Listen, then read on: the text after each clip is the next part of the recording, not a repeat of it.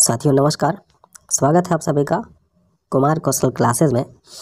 दोस्तों आप सबकी सुविधा के लिए, चूँकि टेट की परीक्षा बहुत ही नज़दीक है, तो ऐसे में आप लोगों की सहायता करने के लिए, आपकी हेल्प हो सके और आप अच्छे नंबर पा सकें, इसलिए हम लोग यूपी टेट को विशेष ध्यान में रखते हुए और सीटेट को विशेष ध्यान में रखते हुए प्रैक्टिस सीरीज शुरू कर रहे हैं, जिसमें हिंदी, चाइल्ड डेवलपमेंट और ईबीएस इसके 30 प्रश्नों की श्रृंखला लेकर के आपके सामने हम लोग रोज़ उपस्थित होंगे। आशा और विश्वास है कि आप हमारे इस सीरीज को ज़्यादा से ज़्यादा लोगों तक पहुंचाएंगे और अपना प्यार देंगे। आइए शुरुआत करते हैं आज के महत्वपूर्ण प्रश्नों की।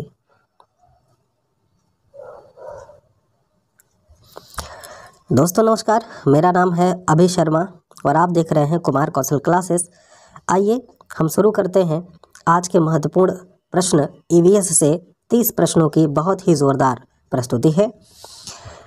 पहला प्रश्न है, निम्नलिखित भारतीय राज्यों में कौन सा राज्य की कोई समुद्री सीमा नहीं है? फिर से सवाल सुनिए। निम्नलिखित भारतीय राज्यों में से किस राज्य की कोई समुद्री सीमा नहीं है? गुजरात, राजस्थान, गोवा और महाराष्ट्र। इन चार में से कौन सा ऐसा राज्य है जिसकी कोई समुद्री सीमा नहीं है?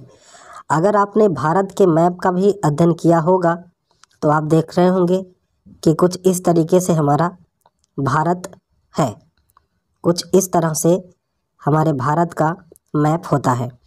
और इसमें हम यह देखते हैं कि यहाँ गुजरात से लेकर के और ये इस तरह से ऐसे ये वाला पूरा पार्ट बंगाल तक ये सागर से घिरा हुआ है। तो जो गोवा है, गोवा की पॉइंट आप अगर मैप में देखना चाह रहे हैं तो गोवा की जो पॉइंट है दोस्तों, वो गोवा की पॉइंट है, यहाँ पे गोवा है, तो यह तो सागर से जुड़ा हुआ है।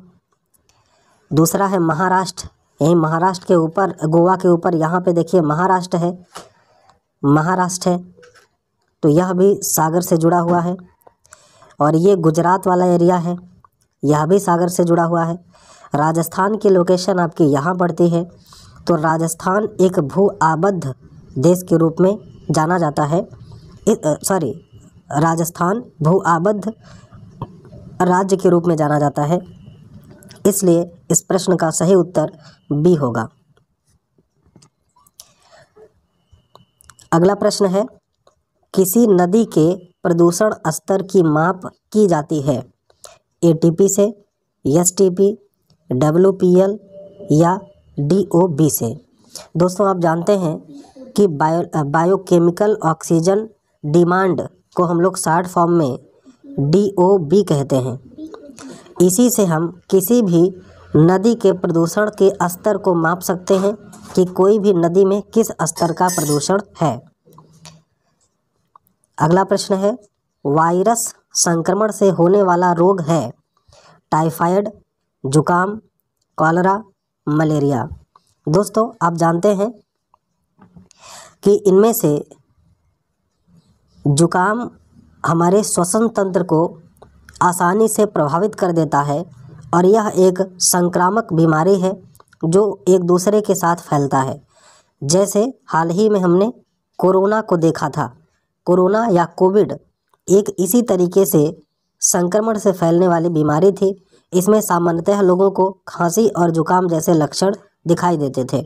तो इस तरह से वायरस बीमारी या वायरल संक्रमण के रूप में हम जानते हैं किसको? जुकाम को। लेकिन कॉलरा, टाइफाइड और जो मलेरिया है, यह जल जनित बीमारी है, अर्थात कॉलरा भी जल से होगा या प्रदूषित खाने से होगा। टाइफाइड यह प्रदूषित जल की वजह से टाइफाइड होगा, प्रदूषित भोजन की वजह से टाइफाइड होगा। मलेरिया यह प्रदूषित जल में जो मच्छर उत्पन्न होते हैं उससे मच्छरों के काटने से मलेरिया होता है। तो यह इसका भी कारण जल आप समझ सकते हैं, लेकिन वास्तव में मलेरिया यह मच्छरों से काटने से होता है। तो हम कह सकते हैं कि जो वायरस है, वायरस से फैलने वाला रोग इनमें से जुकाम है, जिसको संचारी रोग भी आप कह सकते हैं। अगला सवाल, भारत में कृषि को प्रभावित करने वाला मौसम का सबसे महत्वपूर्ण तत्व क्या है? कृषि को प्रभावित करने वाला मौसम का सबसे महत्वपूर्ण तत्व है दोस्तों, सबसे ज़्यादा प्रभावित भारतीय मौसम को प्रभावित करने वाला जो तत्व है वो हम कह सकते हैं कि वो वृष्टि है। भारत में कृषि को प्रभावित करने के लिए सबसे जो महत्वपूर्ण तत्व वृष्टि है, क्योंकि भारत जो है ये उष्ण और समशीतोष्ण दोनों कटिबंध में स्थित है। तो इस कारण से तापमान भी नहीं होगा, आर्द्रता पवन नहीं होगा, बल्कि वृष्टि या इसी को हम वर्षा कह सकते हैं, इसी को हम वर्षा कह सकते हैं, जो भारतीय कृषि को महत्वपूर्ण ढंग से प्रभावित करती है। अगला प्रश्न है, वायुमंडल की सबसे ठंडी परत कौन सी है? दोस्तों, वायुमंडल की सबसे ठंडी परत कौन सी है? तापमंडल, मध्यमंडल, क्षोभमंडल, आयनमंडल। तो सबसे ठंडी परत की बात करें तो वायुमंडल की सबसे ठंडी परत मध्यमंडल को माना जा सकता है। दोस्तों, अगर हम ये कहें कि हमारी पृथ्वी है और इस पृथ्वी से हम ऊपर की तरफ बढ़ें तो हम देखते हैं कि इस वातावरण को या वायुमंडल को कई सारे परतों में हम बांट करके पढ़ते हैं, कई सारे परतों में हम बांट करके पढ़ते हैं। तो पृथ्वी से जैसे ही हम ऊपर जाएंगे, तो पृथ्वी से जैसे ही हम ऊपर जाएंगे हमको सबसे पहला जो मंडल मिलेगा इसे हम क्षोभ मंडल के नाम से जानते हैं। और इसी क्षोभ मंडल में प्रत्येक मौसमी घटनाएं घटती हैं, चाहे वर्षा का होना हो, चाहे बादल का बनना पाया जा रहा हो, चाहे बिजली का गर्जन हो या फिर बादल का गरजना हो, बिजली का बरसना हो। यह समस्त मौसमी घटनाएं इसी क्षोभ मंडल में पाई जाती हैं। और क्षोभ मंडल ध्रुवों पर 8 किलोमीटर और विषुवत रेखा पर 18 किलोमीटर तक इसकी ऊंचाई होती है। अर्थात अगर हम पृथ्वी की सतह से, जहां पर हम बैठे हैं, यहाँ से सीधा रॉकेट की भांति ऊपर उड़ना शुरू कर दें तो 18 किलोमीटर तक मैक्सिमम जाने के बाद हमारी जो क्षोभ मंडल की सीमा है वो ख़त्म हो जाएगी। इस प्रश्न का सही उत्तर बी होगा, मध्यमंडल सबसे ठंडी परत के रूप में जानते हैं इसको। आगे बढ़ते हैं, अगला सवाल देखिए। अगला सवाल कह रहा है कि निम्नलिखित में से कौन सी एक ग्रीन हाउस गैस है? Sulphur dioxide, oxygen, argon, methane. साथियों ध्यान दीजिएगा कि greenhouse gas, greenhouse का मतलब है कि हम इस संसार में जो तापमान की वृद्धि हो रही है, पृथ्वी के तापमान में वृद्धि हो रही है, उसको बढ़ाने में कौन कौन सी गैसें सहायक होती हैं। जैसे मीथेन गैस है, जिसको CH4 भी कहते हैं। CH4 को सांकेतिक भाषा में लिखते हैं मीथेन को। तो मीथेन भी क्या है? एक कैसी गैस है? एक ग्रीन हाउस गैस है। दूसरी बात, कार्बन डाइऑक्साइड, कार्बन डाइऑक्साइड जिसे हम CO2 कहते हैं, कार्बन डाइऑक्साइड भी ग्रीन हाउस गैस मानी जाती है। जबकि नाइट्रस ऑक्साइड, जिसको हम नाम देते हैं N2O, यह भी एक ग्रीन हाउस गैस का उदाहरण है। साथ ही साथ एक गैस और है जिसका नाम है CFC अर्थात क्लोरोफ्लोरोकार्बन, यह भी एक ग्रीन हाउस गैस के अंतर्गत आती है।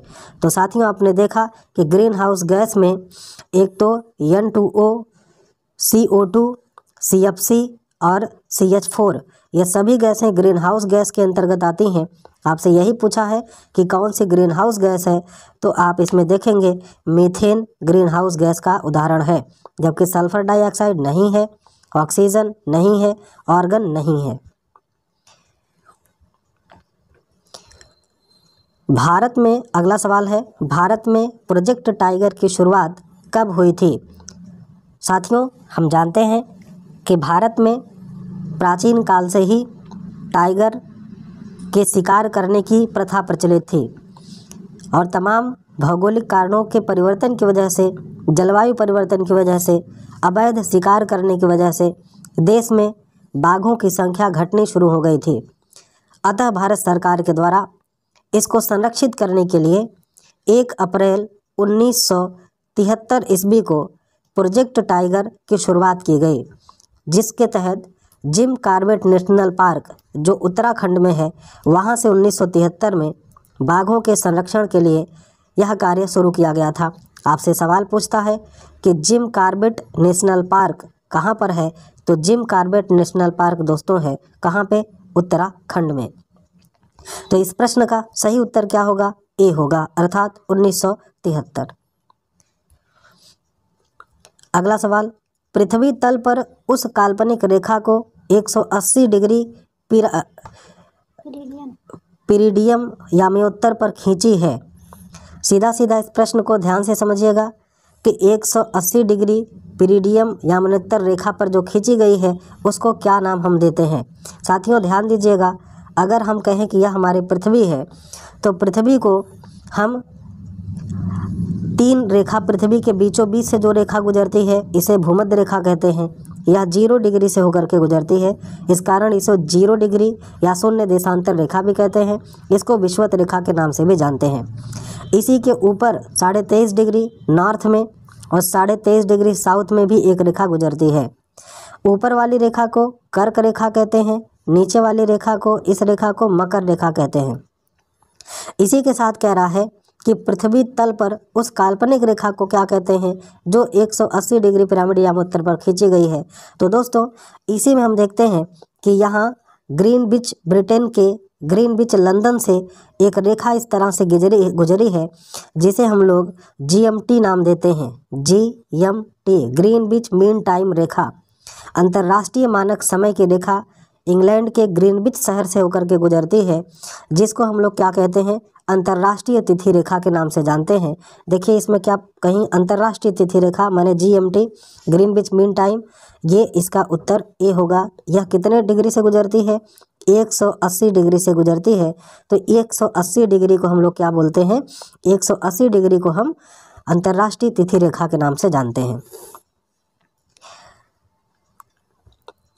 अगला, निम्नलिखित में से किस राज्य गल्फ ऑफ मन्नार मरीन राष्ट्रीय पार्क स्थित है। किस राज्य में गल्फ ऑफ मन्नार मरीन राष्ट्रीय पार्क स्थित है। ध्यान से सवाल को पढ़िए और इसका उत्तर देने का प्रयास करिए। गुजरात, अंडमान द्वीप, तमिलनाडु या पश्चिम बंगाल। साथियों ध्यान दीजिएगा कि अगर हम बात करते हैं कि यह जो मन्नार का मरीन है ये कहाँ है, तो इस प्रश्न का सही उत्तर होगा कि मन्नार, गल्फ ऑफ मन्नार या इसी को हम मन्नार की खाड़ी कहते हैं, यह वास्तव में तमिलनाडु में स्थित है। तो इस प्रश्न का सही उत्तर होगा सी। ठीक है, क्या होगा, सी होगा। अब एक चीज़ आप यहाँ समझ लीजिए कि अगर हम भारत को समझने का प्रयास करें, आपको भारत के बारे में आपसे बातचीत करें, तो ध्यान दीजिएगा भारत के बारे में अगर हम बात करें तो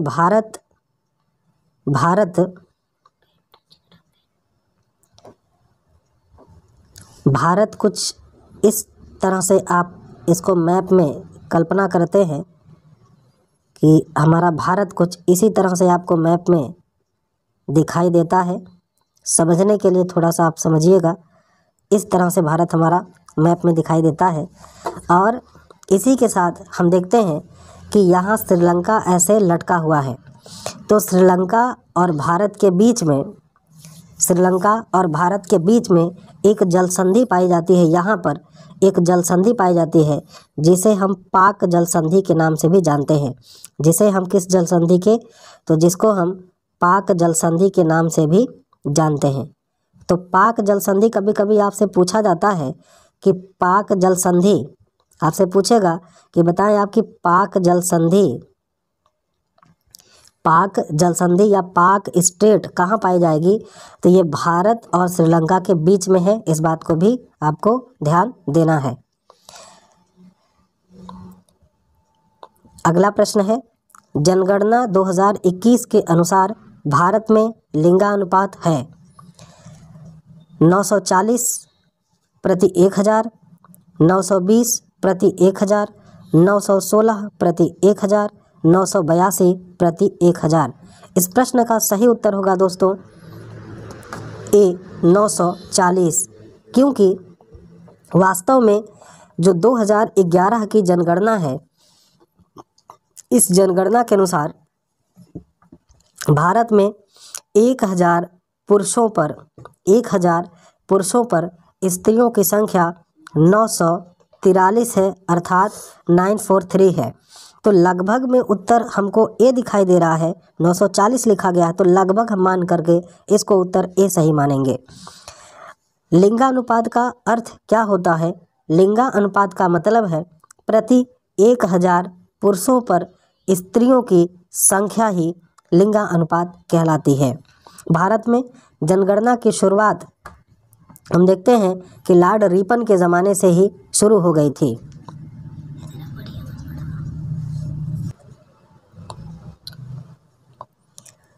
अगला प्रश्न है, निम्नलिखित में किस एक प्राणी को किसान का मित्र कहा जाता है? किसान का मित्र किसे कहते हैं? चींटी, केंचुआ, तितली, मधुमक्खी।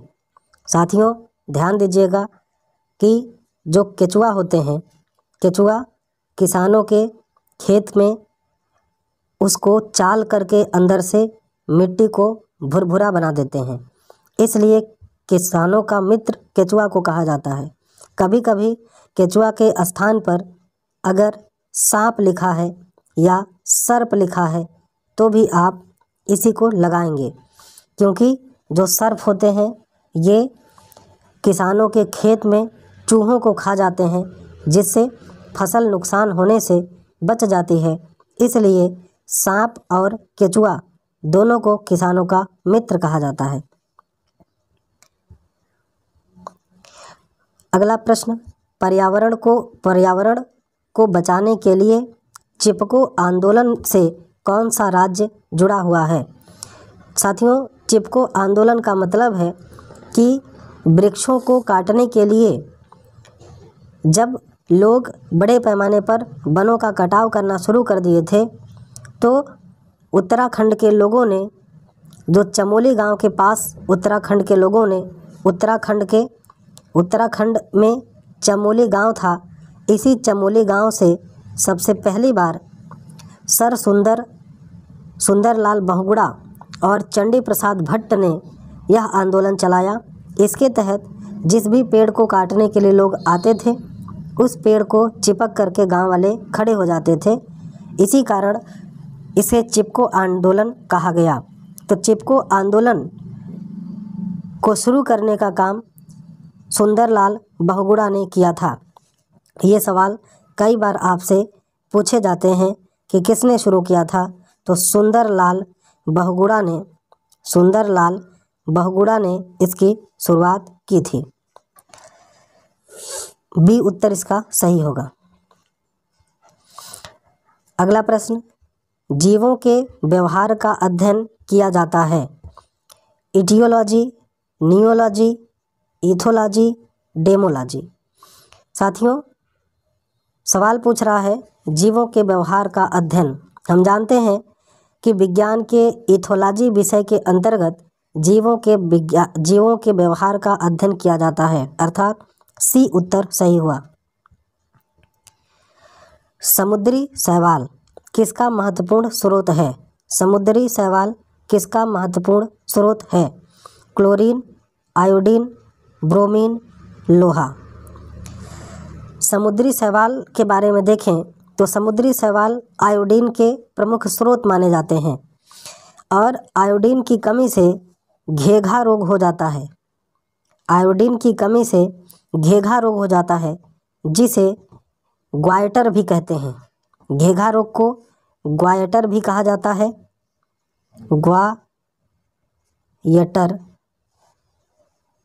ग्वायटर भी कहते हैं, घेघा रोग चाहे ग्वायटर।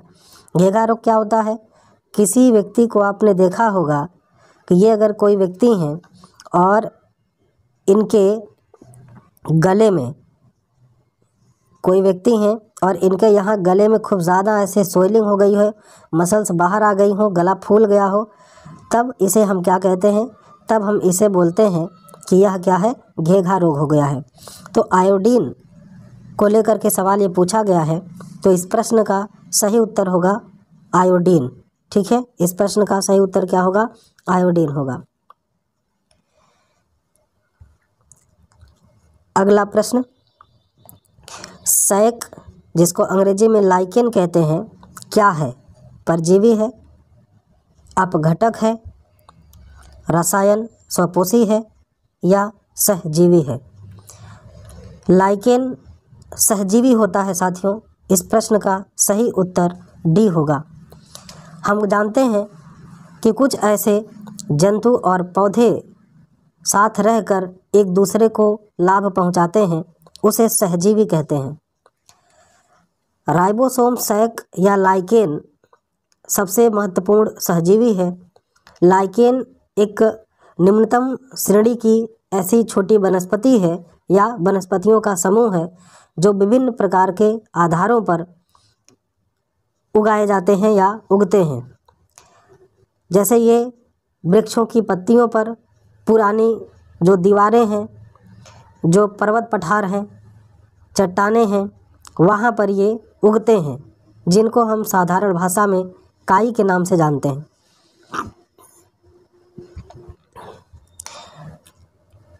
अगला प्रश्न है, सीएनजी का ईंधन के रूप में किसमें इस्तेमाल होता है। सीएनजी का मतलब होता है कंप्रेस्ड नेचुरल गैस।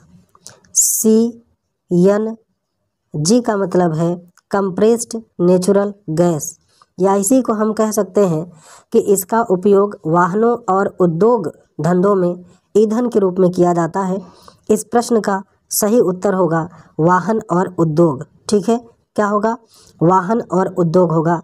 तो उद्योग ए उत्तर भी सही है और वाहन सी उत्तर भी सही है। तो इसमें हम कह सकते हैं कि ऑप्शन इसमें 1 2 3 करके हो सकता है, कूट टाइप का इसमें से बनाया जा सकता है।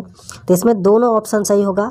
उद्योग एवं वाहन अगर दोनों एक ही जगह पे, मान लीजिए हमने यहाँ पे लिख दिया उद्योग और वाहन, तो अगर एक ही लाइन में ये दोनों शब्द लिखे होते तब ये उत्तर सही होता, क्योंकि उद्योग और वाहन दोनों में सीएनजी का प्रयोग किया जाता है। आपने सुना होगा कि किसी के पास कार है तो वो पेट्रोल की जगह उसको सीएनजी करा लेते हैं।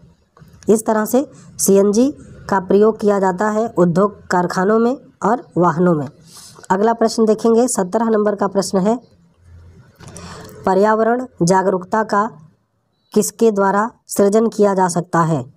पर्यावरण, अगर आप एक शिक्षक के तौर पर इस बात को सोचना चाहते हैं तो आपसे कहा जा रहा है कि अगर आप अपने विद्यार्थियों में पर्यावरण जागरूकता लाना चाहते हैं तो उसके लिए आप क्या करेंगे। सबसे अच्छा ये होता है कि हम अपने बच्चों को लेकर के भ्रमण पर निकल जाएं, अपने आसपास जो क्षेत्र है उन क्षेत्रों का भ्रमण करें और उन बच्चों को पर्यावरण के और जीवन के वास्तविक संबंध को समझाने का प्रयास करें। इसकी वजह से आसपास आपके बाग बगीचे हो सकते हैं, छोटे मोटे वन जंगल हो सकते हैं, तो उन सभी का आप बच्चों को भ्रमण करवाइए, जिससे बच्चा उस प्रकृति से स्वयं को कनेक्ट महसूस करे और वह उसके संरक्षण के लिए उत्साहित हो सके। इस प्रश्न का सही उत्तर बी होगा, क्षेत्रीय भ्रमण करना। अगला है, एलपीजी किसका संक्षिप्त रूप है। साथियों, एलपीजी लिक्विफाइड पेट्रोलियम गैस को कहते हैं। लिक्विफाइड पेट्रोलियम गैस को एलपीजी शॉर्ट फॉर्म में लिखा जाता है। तो लिक्विफाइड पेट्रोलियम गैस, अर्थात इस प्रश्न का सही उत्तर क्या होगा, सी होगा। नेक्स्ट, पृथ्वी पर पहुंचने से पहले ओजोन परत किन किरणों को अवशोषित करती है। अभी हमने आपको शुरू में बताया कि जब हम पृथ्वी से ये हमारा अर्थ हो गया, और इस अर्थ से जब हम ऊपर की ओर बढ़ते हैं तो हमें कई सारे मंडलों को पार करके तब अंतरिक्ष में जाना पड़ता है। इन मंडलों को विभिन्न नामों से जाना जाता है। कई सारे मंडल, जैसे हमने पहले बताया था कि एक क्षोभ मंडल होता है। सबसे पहला मंडल क्या होगा, सबसे पहला मंडल क्षोभ मंडल होता है। और क्षोभ मंडल के ऊपर जब हम चलेंगे तो क्षोभ मंडल को ट्रोपोस्फेयर कहते हैं।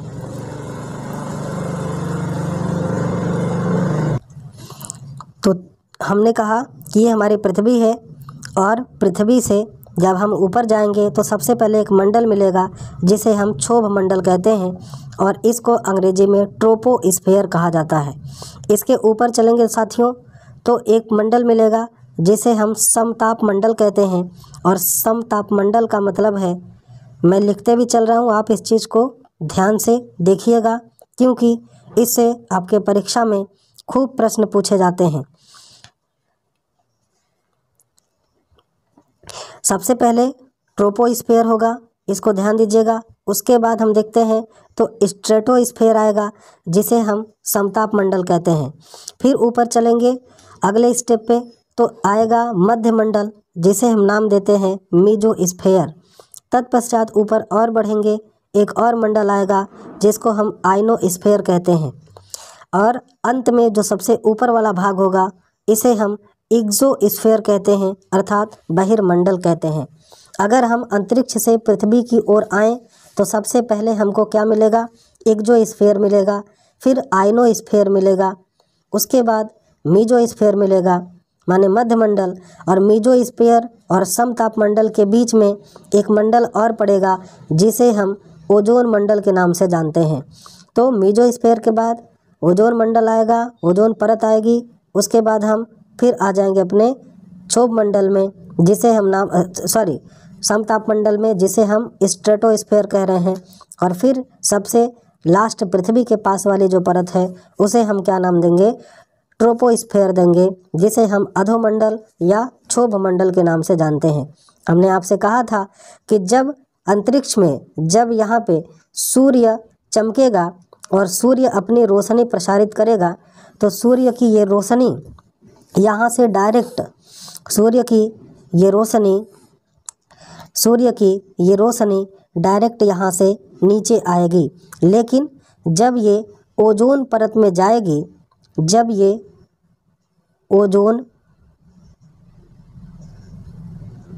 ओजोन परत में पहुँचेगी तो ओजोन परत सूरज से निकलने वाली जो अल्ट्रावायलेट किरणें आ रही हैं, जो अशुद्ध किरणें आ रही हैं, उनको ओजोन परत अवशोषित कर लेता है और इसी से छन करके शुद्ध किरणें हमारी पृथ्वी की तरफ आती हैं, जिससे मनुष्य का जीवन, जिससे कि पेड़ पौधे, वृक्ष और जीव जंतु यहाँ एक संतुलित तापमान में रह सकते हैं। इस कारण हम कहते हैं कि जो ओजोन परत है वो हमारे लिए एक छनन का काम करती है, एक छननी की तरह काम करती है। तो इस प्रश्न का सही उत्तर होगा 19 नंबर के प्रश्न का सही उत्तर होगा पराबैंगनी किरणें, गामा किरणें, यक्स किरणें या फिर बीटा किरणें। तो इस प्रश्न का सही उत्तर होगा साथियों, इस प्रश्न का जो सही उत्तर होगा वो होगा पराबैंगनी किरणें, अर्थात बी उत्तर इसका सही होगा, पराबैंगनी किरणें। अगर आपको ये वीडियो अच्छी लग रही हो तो आप सभी से निवेदन है कि आप लोग इस वीडियो को ज़्यादा से ज़्यादा शेयर करिए और लाइक भी करिए। 20 नंबर का प्रश्न है, चमगादड़ स्तनधारी है क्योंकि वह, अब चमगादड़ स्तनधारी है क्योंकि वह उड़ता है, क्योंकि वह शाकाहारी है, क्योंकि वह रात्रिचर है, क्योंकि वह बच्चे देता है। दोस्तों, स्तनधारी का मतलब होता है वह जीव जो अपने बच्चे को दुग्धपान करा सके, जो अपने बच्चे को दुग्धपान करा सके। जैसे आपने सुना होगा एक बहुत ही विशाल मछली है जिसका नाम है व्हेल। तो व्हेल भी एक स्तनधारी के अंतर्गत आती है, सबसे बड़ी स्तनधारी है क्योंकि यह भी अपने बच्चों को दूध पिलाती है। तो यह भी एक स्तनधारी है। मनुष्य भी स्तनधारी है। जैसे हम देखते हैं कि हमारी माताएं और बहनें अपने बच्चों को दूध पिलाती हैं, हमारी माताएं और बहनें अपने बच्चों को दूध पिलाती हैं। जैसे यहाँ देखिए, एक माता अपने बच्चे को स्तनपान करा रही है। उसी तरह से ये जो चमगादड़ है यह भी बच्चे देते हैं, इस कारण से हम कहेंगे कि यह एक स्तनधारी जीव है। अगला प्रश्न, पर्यावरण की परिभाषा क्या है?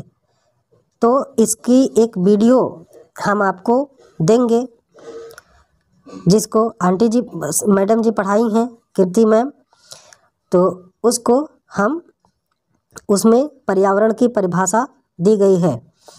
इसमें हम देखेंगे पर्यावरण की परिभाषा क्या है। एबायोटिक और बायोटिक घटक, समुद्र तल के नीचे पृथ्वी पर वस्तुएं, चीज़ें जो हमको घेरती हैं, उपरोक्त में से कोई नहीं।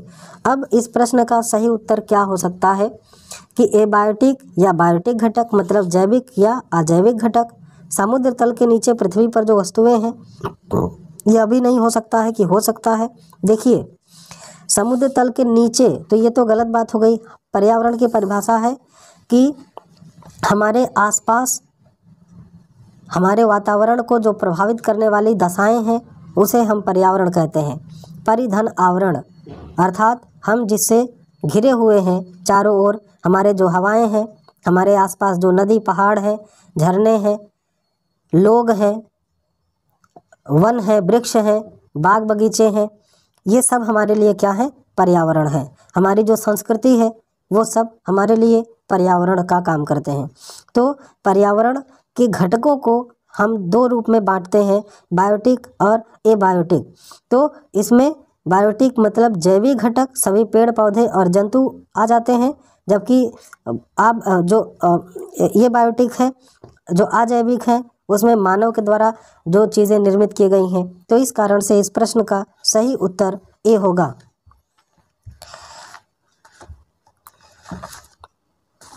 अगला प्रश्न है, निम्नलिखित अंतर्राष्ट्रीय संस्थाओं में कौन सी संस्था वन्य जीव संरक्षण के प्रति समर्पित है? इनमें से कौन सी संस्था है जो वन्य जीव के लिए समर्पित है? अब कौन सी वन्य जीव संरक्षण के लिए समर्पित है? अगर इसमें ऑप्शन पे हम देखें तो UNFPA, यूनेस्को, UNDP, WHO। साथियों, WHO वर्ल्ड हेल्थ ऑर्गेनाइजेशन है, माने स्वास्थ्य संगठन है। यहाँ पे एक ऑप्शन आपको नहीं दिख रहा होगा जिसको हम IUCN के रूप में जानते हैं। यह भी UN की ही एक संस्था है जिसको हम international union for conservation of nature कहते हैं। Union, international, I for international, U for union, C for conservation और N for nature. International union for conservation of nature, ये संस्था अगर किसी ऑप्शन में होता तो यही सही होता, बाकी सभी के सभी ऑप्शन गलत हैं। अर्थात यह प्रश्न 2013 के सीटेट में पूछा गया था और इसका कोई भी प्रश्न सही, कोई भी ऑप्शन सही नहीं था। इसका सही ऑप्शन होगा IUCN अर्थात international union for conservation of nature. अगला प्रश्न, बायोडीजल तैयार किया जाता है। बायोडीजल जेट्रोफा नामक पौधे से तैयार किया जाता है। जेट्रोफा के बीज से बायोडीजल बनाया जाता है। जेट्रोफा को हम कह सकते हैं कि ये देश का पहला बायोडीजल जो संयंत्र है वो काकीनाडा आंध्र प्रदेश में लगाया गया है। देश का पहला बायोडीजल संयंत्र कहाँ पे लगाया गया है? ये आंध्र प्रदेश के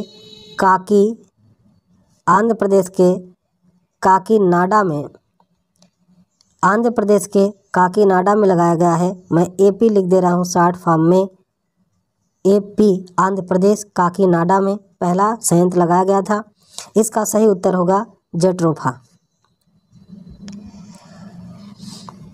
विश्व ओजोन दिवस मनाया जाता है। कितने तारीख को विश्व ओजोन दिवस मनाया जाता है?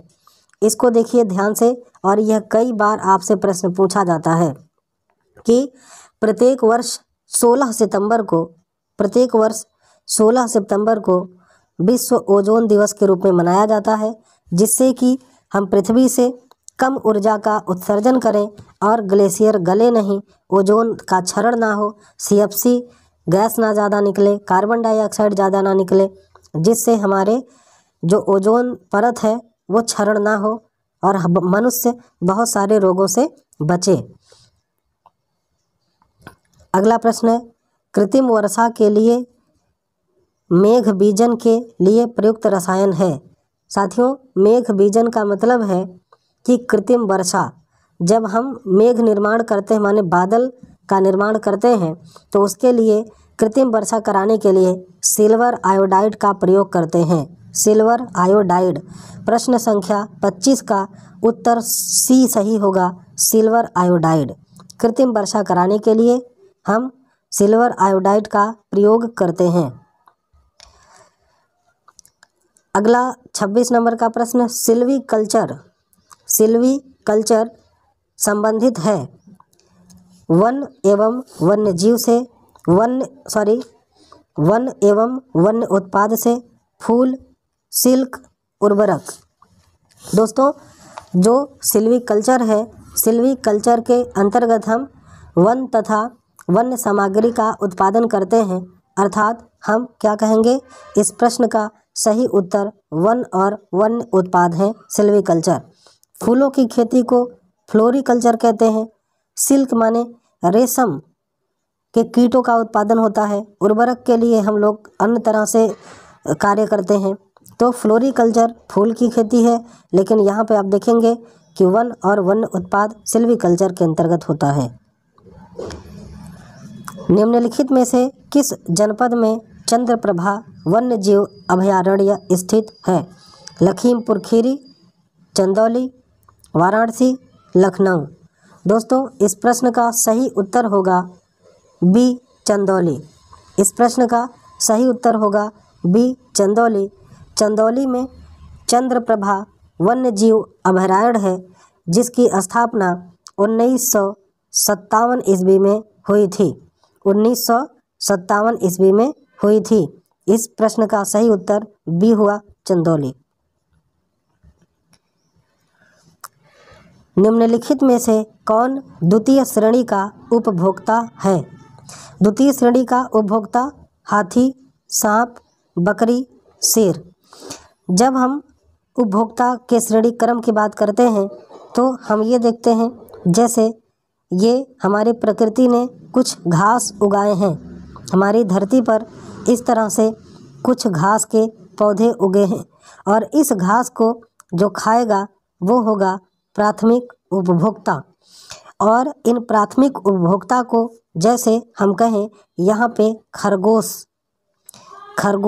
घास खाता है, बकरी घास खाती है, ये प्राथमिक उपभोक्ता हुए। जो इन प्राथमिक उपभोक्ताओं को खाएगा उसे हम द्वितीयक माने सेकेंडरी उपभोक्ता कहेंगे, और जो इनको खाएंगे उसे हम तृतीयक उपभोक्ता कहेंगे, और जो इन सभी का मिला जुला सेवन करेगा उसे हम सर्वाहारी कहेंगे। तो इस तरह से आपको ऑप्शन के हिसाब से देखना है कि इसमें से द्वितीय श्रेणी का उपभोक्ता कौन है। तो द्वितीय श्रेणी का उपभोक्ता हम देखते हैं तो सांप होगा। ठीक है, द्वितीय श्रेणी का उपभोक्ता कौन होगा? सांप होगा, क्योंकि हाथी और बकरी प्रथम श्रेणी के उपभोक्ता हैं। सांप द्वितीय श्रेणी का उपभोक्ता है, जबकि शेर ये तीसरी श्रेणी का उपभोक्ता है। शेर तीसरी श्रेणी का उपभोक्ता है। झूम खेती होती है। झूम खेती होती है केरल में, मेघालय में, बिहार में, तमिलनाडु में। दोस्तों, झूम एक ऐसी खेती होती है जो पूर्वोत्तर भारत में की जाती है। इसमें जंगलों को काट करके उसे मैदान में परिवर्तित कर दिया जाता है और उस पर कृषि किया जाता है। लेकिन जब यहाँ इस मैदान की उर्वरता खत्म हो जाती है, तब ये लोग दूसरी जगह जंगल को काट करके और फिर वहाँ मैदान बना करके कृषि करते हैं। यही कृषि जो एक जगह से हट करके दूसरे जगह की जाती है, इसी को झूम कृषि कहते हैं। इसी को हस्तांतरित कृषि भी कहते हैं। और ऑप्शन में आपसे पूछा गया कि कहाँ पर झूम खेती होती है, तो ये होती है इसमें मेघालय में भी होती है, नागालैंड में भी होगी और मणिपुर में भी होगी। मेघालय, नागालैंड और मणिपुर जैसे पहाड़ी और पठारी क्षेत्रों में, पर्वतीय क्षेत्रों में झूम कृषि होती है। अगला है, शुष्क बर्फ किसका ठोस रूप है?